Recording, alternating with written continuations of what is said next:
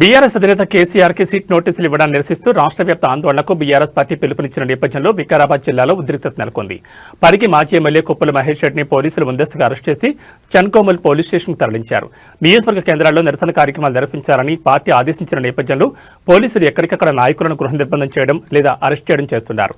మహేష్ రెడ్డిని అక్రమంగా అరెస్ట్ చేయడంపై బీఆర్ఎస్ శ్రేణులు ఆగ్రహం వ్యక్తం చేస్తున్నాయి. ప్రజాస్వామ్య పద్ధతిలో నిరసన తెలిపే హక్కును ప్రభుత్వం కాలరాస్తోందని నాయకులు మండిపడుతున్నారు.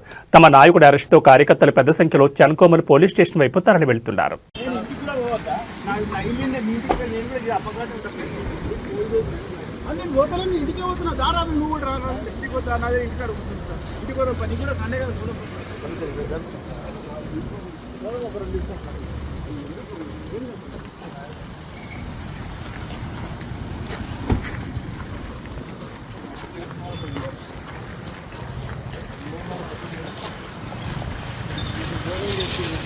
అవును నేను డిఎస్సీగా పొద్దుగా కూడా చెప్పిన పోతామంటే మధ్యాహ్నం పోతున్నా నేను చెప్పిన నేను ఆడికి రాను కూడా రాని ఇప్పుడు ఆడ గుర్తు దారికెళ్ళి పెట్టి ఎవరు రావద్దు అన్నారు. నాకు కూడా ఇంకా ఎవరు రాకండి వచ్చి పది పడుతుంది.